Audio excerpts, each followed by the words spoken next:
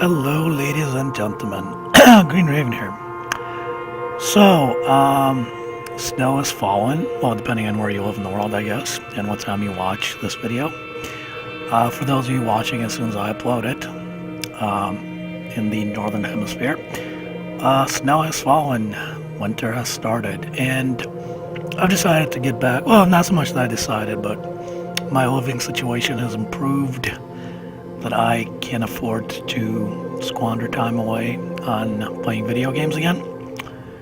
And I've decided to do this whole kind of like winter holiday frost spectacular with all my Let's Plays, which you will be seeing, or if you have already seen. So yeah, what perfect game to do a winter special than Caverns of the Snow Witch, eh? So, get a nice hot cup of cocoa and a warm blanket, and I will read you the story of Caverns of the Snow Witch. Alright, let me just very so quickly check stuff. Alright, away we go. Actually, one thing, let me just quickly, okay, just making sure I'm recording and the mic is on, because I've been known to derp hard quite a few times. Alright, so let's get on with that, shall we?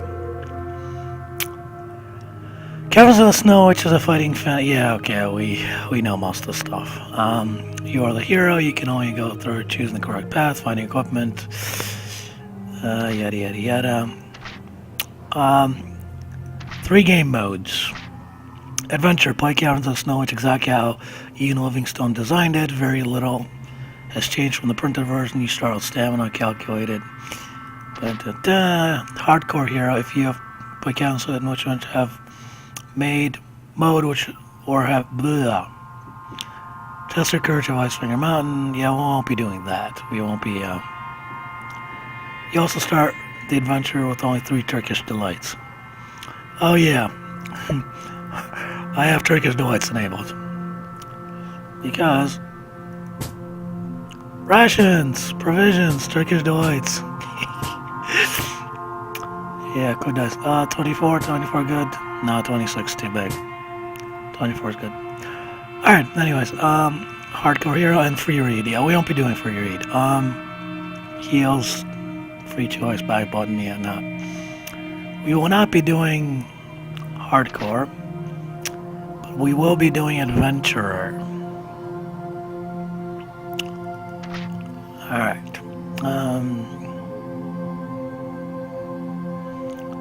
It's calculated by rolling 1d4, yeah. Thus making you weaker. You also start the adventure with only 3 Turkish delights. You will receive unlimited bookmarks. Yeah, we're just doing average. Although, for the purpose of Let's Plays, I could do a hardcore just... Anyways, we will be doing adventure, as it's meant to be. Not hardcore, not free read. It's a weird order, isn't it? Medium, hard, easy. Whatever. Alright, you have chosen the adventure difficulty mode. Before continuing, you must calculate your initial stamina. Your stamina score reflects your general constitution, your will to survive, your determination. Overall, by the way, I do have a nice hot cup of tea, as always. Oh, random tangent, but it's actually cold right now. There's something weird with our new place. There's like a draft here or something. There's like a hole. So yeah. Anyways, you must roll 2 dice, adding 12 to the number rolled. That's the stamina. Okay. Okay. Roll your starting stamina. Good. Your roll of 11 plus a base of 12 means stamina 23. Near damn perfect. All right. Next, determine your skill. Your skill reflects your swordsmanship and general fighting expertise. The higher the better. Your starting skill is determined by rolling 1 die and adding 6 to the number. This is then entered in the skill box of your adventure sheet. Roll your starting skill. We're going to get a 1, folks. I just know it. Called it. We got too good on health, so RNGs had to be a dick and screw us on the fighting. Honestly, I'd much rather have it the other way around. Low health, but high. I know Nat's probably nodding because she likes the ham. Ham and cheese. Anyway, so we got a 1. Low as possible. Our skill is 7. We are fucked. Actually, I do believe this Let's Play will be over very fast because Yeti has 11. And the Yeti is... You have to encounter him. He's the first enemy. He begins this whole adventure. And he has fucking 11. So, we're bound. We're bound. Alright. But maybe luck will be on our side. Your luck score indicates how naturally lucky a person you are. Luck and magic are facts of life in the fantasy kingdom you're about to explore. Your starting luck is determined by rolling 1 die and adding 6 to the number. This is then entered in the luck box in your adventure sheet. I'm going to call it right now. We're going to get a 2. Roll your starting luck. Or not. Or not. We got near perfect luck. Okay, that's cool too. That's fine. So we're lucky and we're healthy, but we can't fight worth for shit. Cool. That's cool. Next, you must choose a potion to take. See, this is actually what I like about all these choose your own adventure books. I'm going to go on a quick tangent here. You don't just simply start and then you have choices. You have choices and then you start. You can choose which, you know, it's kind of like role playing, old school. Well, I mean, it is based on that. So it's kind of cool. Alright, in addition to your other starting equipment, you may take 1 bottle of a magical potion which will aid you on your quest. You may choose to take a bottle of any of the following. A potion of skill. Restores skill points. Well, we don't really need that much, do we? A potion of strength, restores stamina. A potion of fortune. Restores luck and adds +1. So making it perfect. These potions may be taken any time during your adventure, except when engaged in combat. Unlike 99% of the games where you just chug an entire apothecary worth of health potions.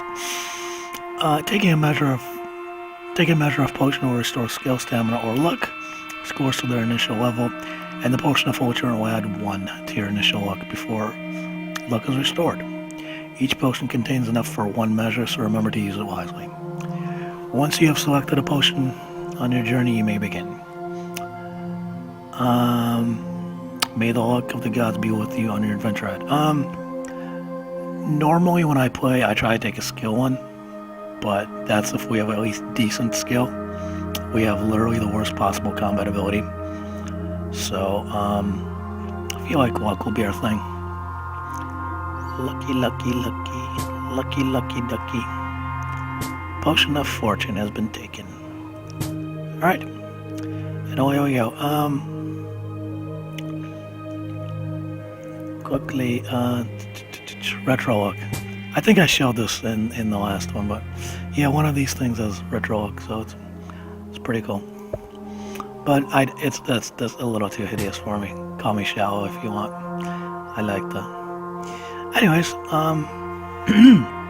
let us begin. Let me just take a quick sip of tea and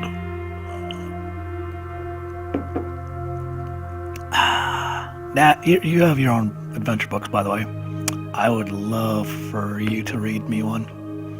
A bedtime story, maybe? Hint, hint, wink, wink. Anyways, let us begin. Winters in northern Alanzia are always cruel and bitter.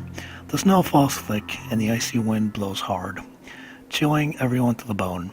For the past few weeks, you have been hired by a merchant called Big Jim's Son, interesting name, to protect his trading caravans as they roll their way slowly north to the frozen outposts. The horse-drawn carts are laden with cloth, utensils, weapons, salted meats, spices, and tea, which are traded for furs and ivory carvings made from mammoth tusks. Skyrim mammoth tusks high. Anyways, Big Jim is not usually worried about traveling north, as bandits only attack his caravans on the return journey. He's not alone in recognizing the value of northern goods. So it's like, yeah, fuck your weapons and your utensils and your tea. We want fur. Anyways, on this particular trip, you are walking ahead of 6 carts across a frozen lake. In In the distance, you see the snow-capped peaks of the Ice Finger Dildo Mountains, jotted out in the low cloud.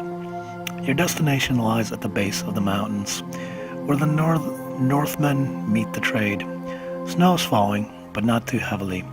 You stop to prod the ice with your sword to make sure it can bear the weight of carts, when suddenly the shrill call of a hunting horn breaks the silence. You stand up and run back to the carts to talk to Big Jim. He's sitting next to the driver of the second cart, puffing on a long briar pipe. A huge man with a great bushy beard, Big Jim is obviously a man to be reckoned with. His bright blue eyes scan the horizon, searching for signs of life. In a deep voice he says, "Sounds like it came from the outpost. Reckon you better go and investigate. Could be trouble. And get back quick." You set off straight away towards the outpost of the base of Ice Finger Dildo Mountain. I'm calling it Dildo Mountain now. You arrive 2 hours later at a scene of ugly carnage. The snow is red with blood. All the wood huts are smashed and torn down. 6 men lie dead, their bodies slashed, their axes at their sides in the snow. Judging by the size of the footprints, the creature that attacked the outpost must have been enormous. There's nothing you can do for the unfortunate Northmen, so you head back towards Big Jim's caravan to report the news.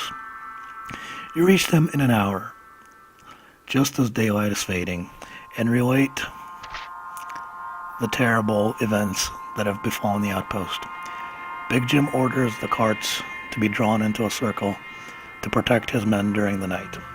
A large fire is built in the center of the circle. By the way, another quick tangent. Also, you'll notice the words are a little weird.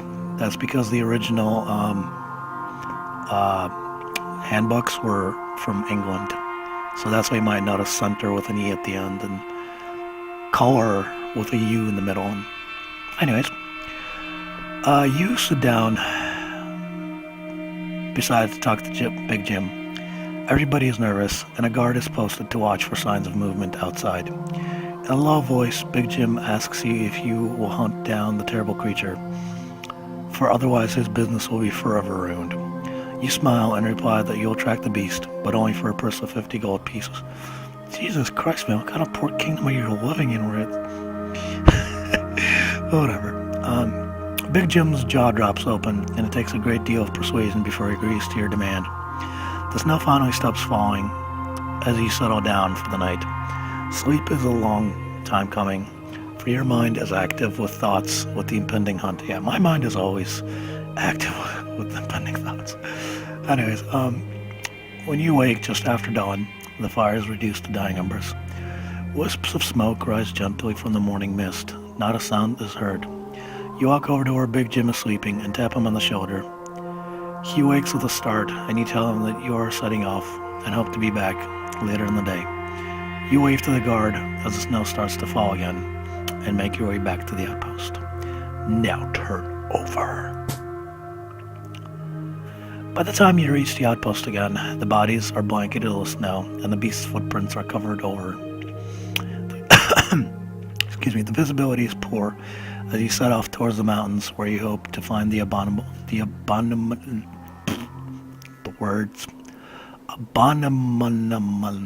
okay, I can't read this thing today.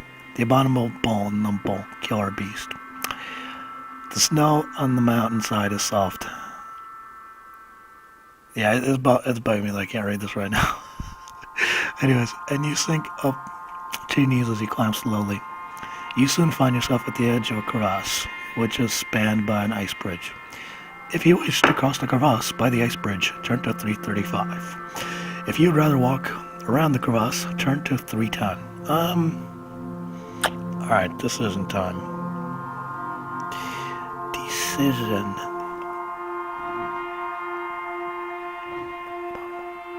Abominable! I said it! Abominable! Ma! Sorry, it was no CD thing, I just had to. Yeah, I'll just take the direct route. My doggy's sleeping, by the way, she's also cold. She, random tangent again. I'm gonna go on a lot of random tangents, I feel like, today. It's late. I finally got a chance to let's play some. Anyways, as I mentioned earlier, we have a crack here or something or other. This is a bit of a draft, and in the wintertime this kind of sucks. So my dog, she got up and she sat down on the air vent that was on the floor when the heat was on. It was just the most adorable thing ever. I brought her a blanket and covered her, and she's adorable. For those of you who are members of Angel Spire, I will post pictures in the pet topic as soon as my camera works again. So, for those of you who are not, there's a little box thing with a link to Angel Spire in my profile. There's a topic called pets or something like that. Anyways, enough tangents for now. If you wish to cross the crevasse, yes, we wish to cross the crevasse. It's dangerous, but everything's dangerous. The bridge is quite narrow and very slippery. Test your luck.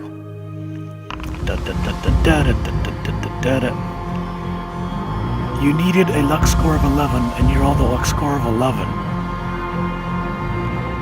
Booyah! We is lucky. Alright.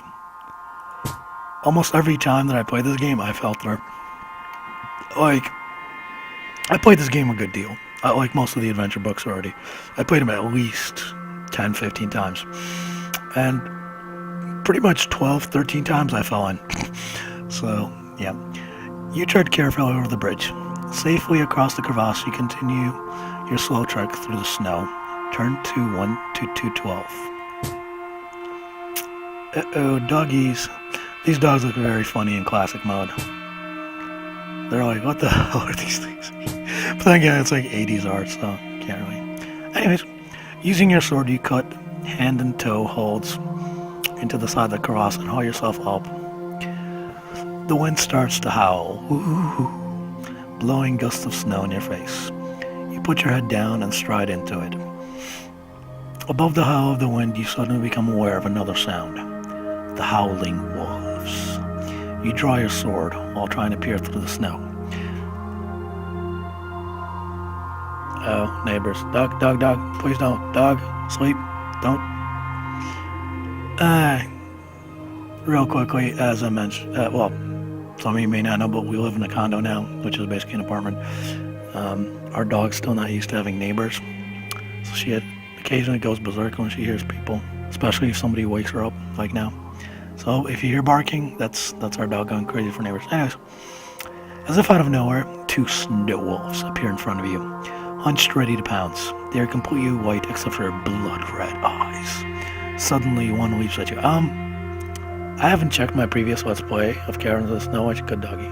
Go back to sleep. But I do believe we got killed by the Yeti. Call me crazy, but I do believe we got killed by the Yeti.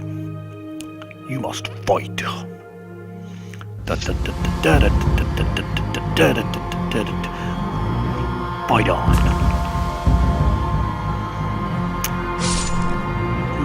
Well, first snow wolf. Alright, we have a luck of 10. The first snow wolf hits here. Well, 13 in it, yeah, we're not. Fuck. If we lose to the first wolf, that's gonna be embarrassing. Come on. Yeah. 17 and 16. This will still be a fucking obnoxious. Because their skill's greater.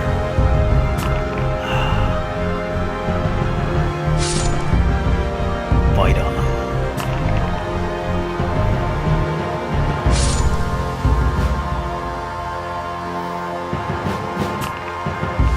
Come on. Snow, come on. You've got to be fucking kidding me.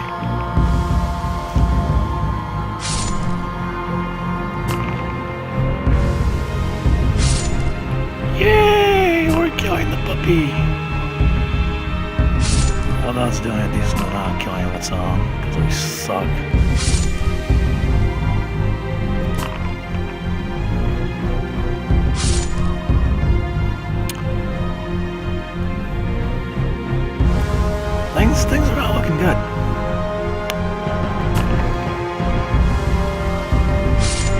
Come on. Oh my god, we're gonna lose to the very first enemy.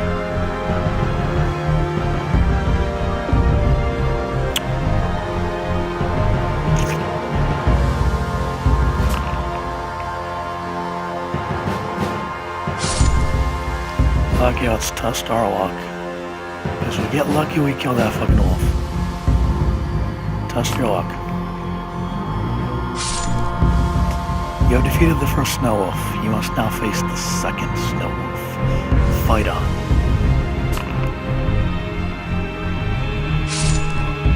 Alright, alright, alright.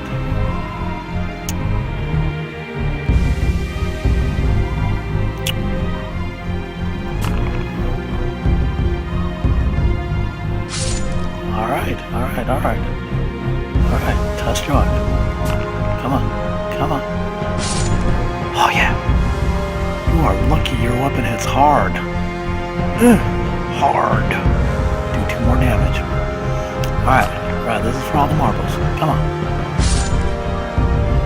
Oh, fucking god. Alright. Now, we could be lucky, but it'll just get our stamina to 1 to 2. Let's make it be over here now, folks. Which kind of goes to show how I feel about winter. It sucks. I hate it. Alright, this one's for all the marbles, folks. If you got a bad roll, it's over. Come on. Papa needs to do everything. Yes! Woo! Although the fact that we survived with just a sliver of health is just ridiculous. Okay. That was... See folks, this is what happens when you have shit skills. Yeah, we had a lot of health. We have next to perfect health, but that doesn't mean anything. There's no point in having a ton of health if you can't do much damage. So... Oh, shit. How does one area adventure sheets? Yeah, I'll take a Turkish delight right about now. Oh, fuck, does it only do that little? Could have sworn it was a full thing.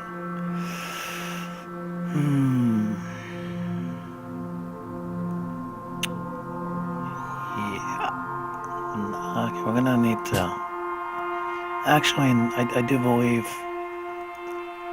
we can... Okay. You win. Turn patient.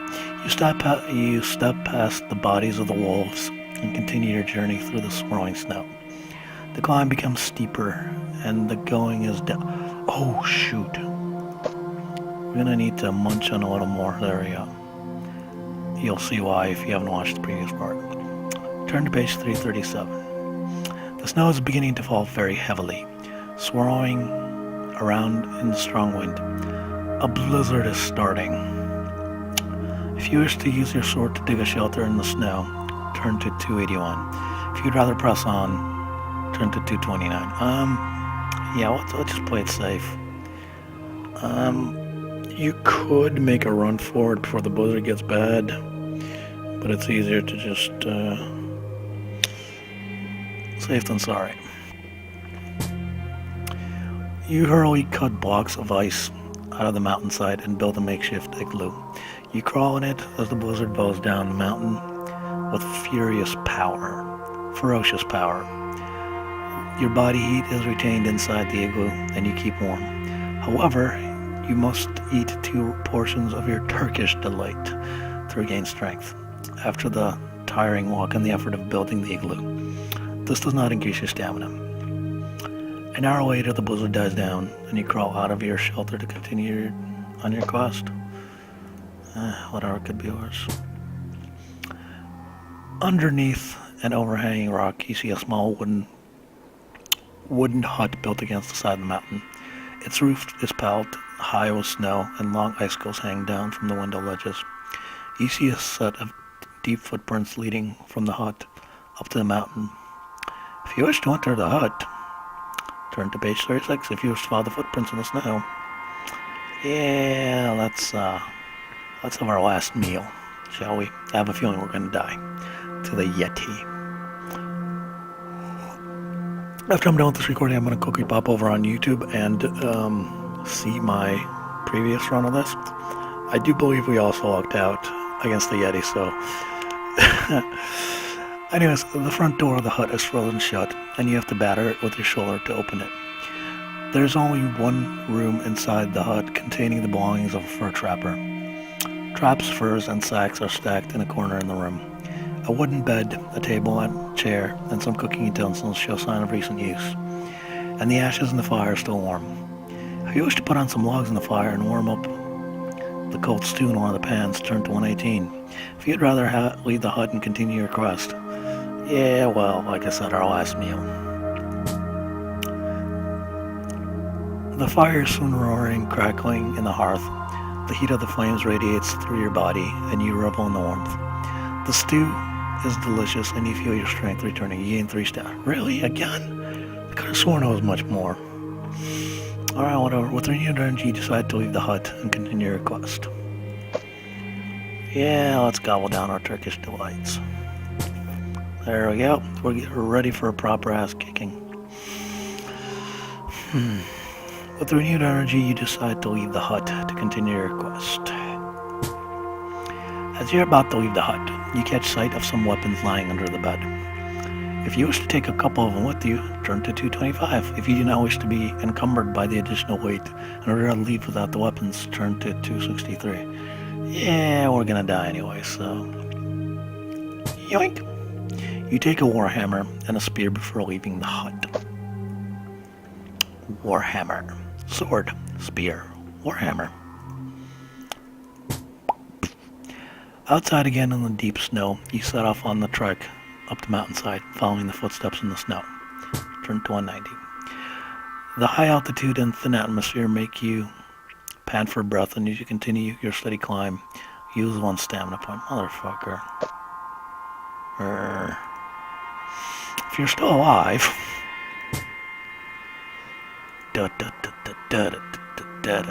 Let's see classic Yeti, shall we? Oogie boogie boogie boogie. Oogie boogie boogie boogie boogie boogie. Yeah, no, just, like I said, call me shallow if you want. Alright, suddenly you hear the cry of a human voice, followed by a ferocious roar. Ah! Her. Not far ahead of you, you see a... Not far ahead, you see a fur trapper fighting for his life against a gigantic bear-like beast with long white fur and sharp teeth protruding from its jaws. It is the killer beast you have been hunting, the abominable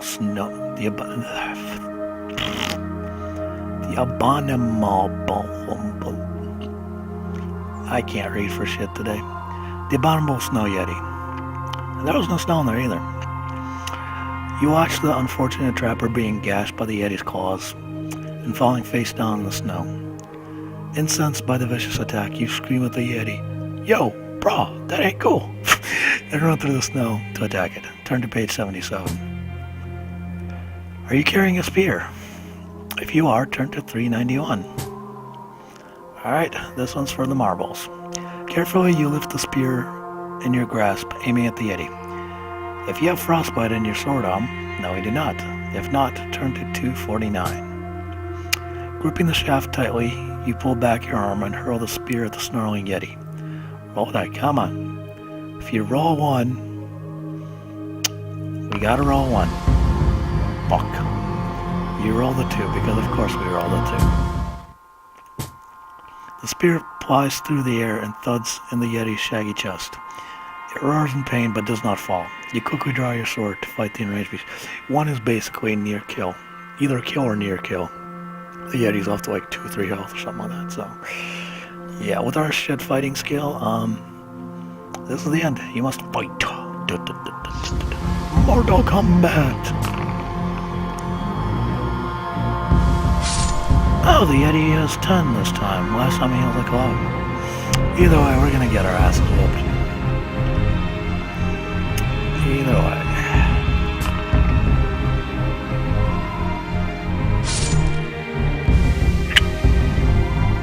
Yep. 7 to 10 fighting skill.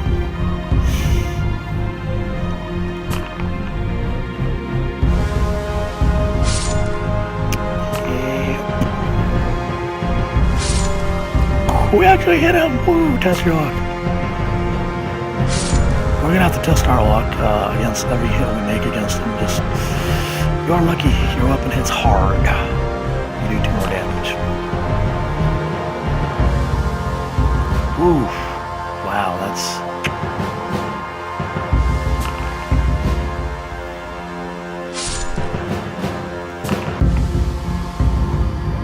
Come on.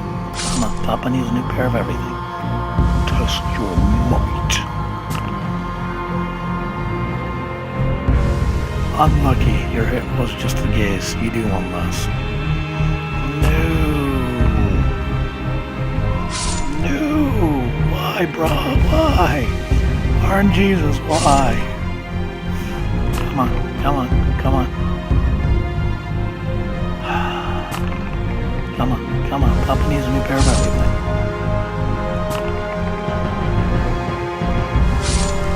Come on.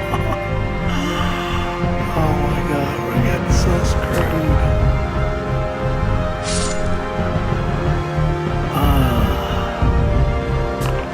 Come on. We're bound.